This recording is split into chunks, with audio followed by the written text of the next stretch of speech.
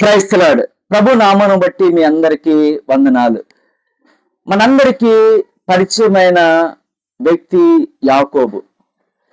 యాకోబు మోసగాడు, తన అన్నను మోసం చేశాడు. ఒకసారి జ్యేష్ఠత్వాన్ని తీసుకున్నవాడుగా ఉన్నాడు.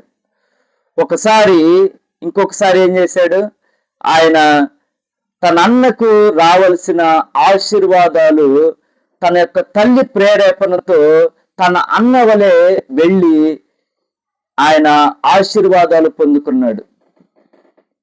తన అన్న ఎంతో కోపంతో ఉన్నాడు. తన అన్న ఎంతో చంపాలని చూశాడు.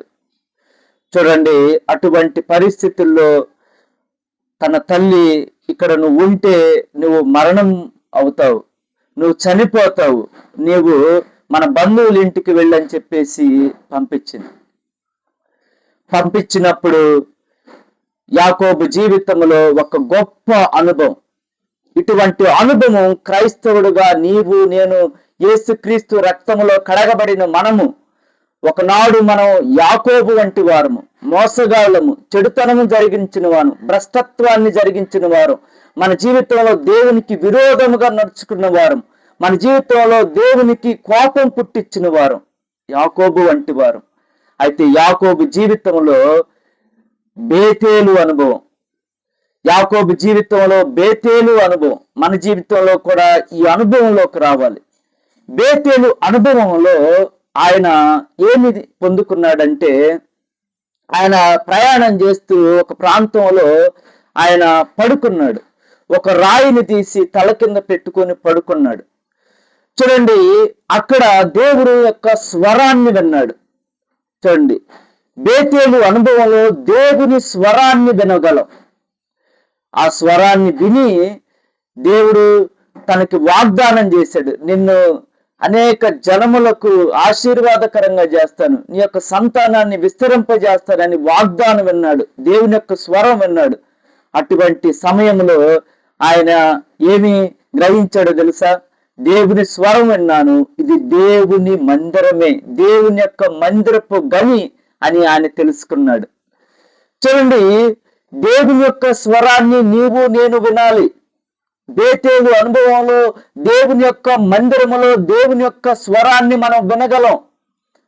నీ జీవితంలో దేవుని యొక్క మందిరమును ప్రేమిస్తున్నావా? దేవుని యొక్క మందిరములో పరిచర్యను ప్రేమిస్తున్నావా? దేవుని యొక్క మందిరంలో పనిని ప్రేమిస్తున్నావా? దేవుని యొక్క మందిరములో సేవకులను ప్రేమిస్తున్నారా? దేవుని యొక్క మందిరములో దేవుని యొక్క విశ్వాసులు, దేవుని యొక్క బిడ్డల పట్ల కనికరము, ప్రేమ, వారి పట్ల దేవుని యొక్క చూడండి స్వభావాన్ని చూపించే వారముగా ఉన్నామా అనేది ప్రశ్న. బేతేలు అనుభవంలో నీవుంటే దేవుని యొక్క మందిరాన్ని ప్రేమిస్తావు, దేవుని యొక్క స్వరాన్ని వినటానికి ఆతురపడతావు.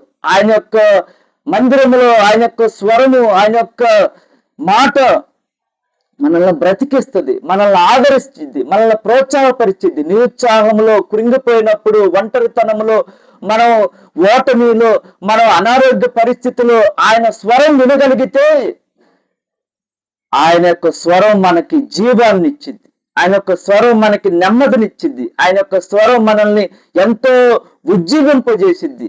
అనారోగ్యంతో ఉన్న శక్తిని మనం పొందుకోగలం. హృదయంలో సంతోషం, హృదయములో వేదన ఉన్నా సరే, హృదయంలో కలవరం ఉన్నా సరే, అటువంటి పరిస్థితుల్లో దేవుడు తన యొక్క సంతోషము, సమాధానం మనం అనుభవించగలిగేటట్టు చేస్తాడు. ఇది దేవుని యొక్క మందిరము యొక్క అనుభవం. దేవుని యొక్క మందిరములో వినబడిన స్వరం మనకిచ్చే గొప్ప ఆత్మీయ అనుభవం. చూడండి, తర్వాత ఆయన ఈ స్వరం విని ఆయన ఏమంటాడు తెలుసా? ప్రభా, ఈ స్వరం విన్న తర్వాత నీవు నన్ను నడిపించగలవు, నువ్వు నన్ను పోషించగలవు, నీవు నన్ను జయం నాకు అనుగ్రహించగలవు, నీవు నాకు ఎంతో సహాయం చేయగలవు, నీవు నన్ను నడిపించు అని దేవుణ్ణి అడగటానికి ఆయనకి దేవుడు మనసిచ్చాడు.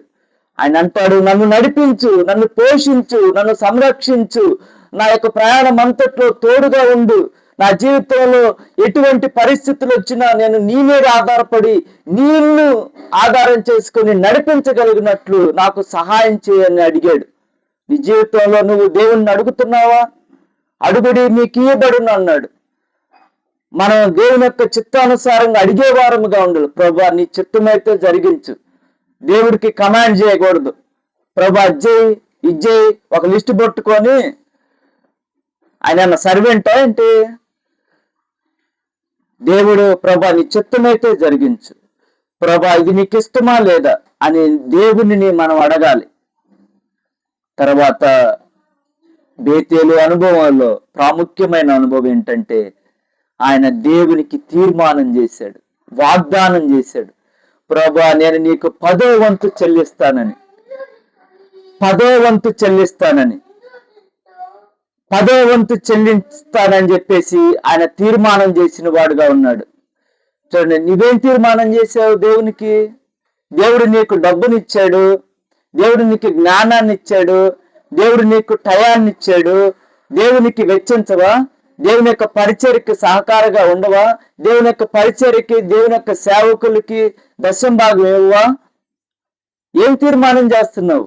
ఆత్మ సంబంధంగా ఏమన్నా తీర్మానం చేసావా లేదా? చూడండి, దేవుని యొక్క సన్నిధిలో తీర్మానం చేయి. ప్రభా నీ పరిచర్యకి నేను సహాయం చేస్తాను, నీ సువార్త చేసే వారికి సహాయం చేస్తాను. ప్రభా నీ యొక్క సన్నిధిలో ఏదైనా అవసరతలు ఉంటే, నీ యొక్క మందిరంలో ఏదైనా అవసరత ఉంటే నేను తీరుస్తాను అని తీర్మానం చేయి. బేతేలు అనుభవంలోకి రావాలి మనం అందరం.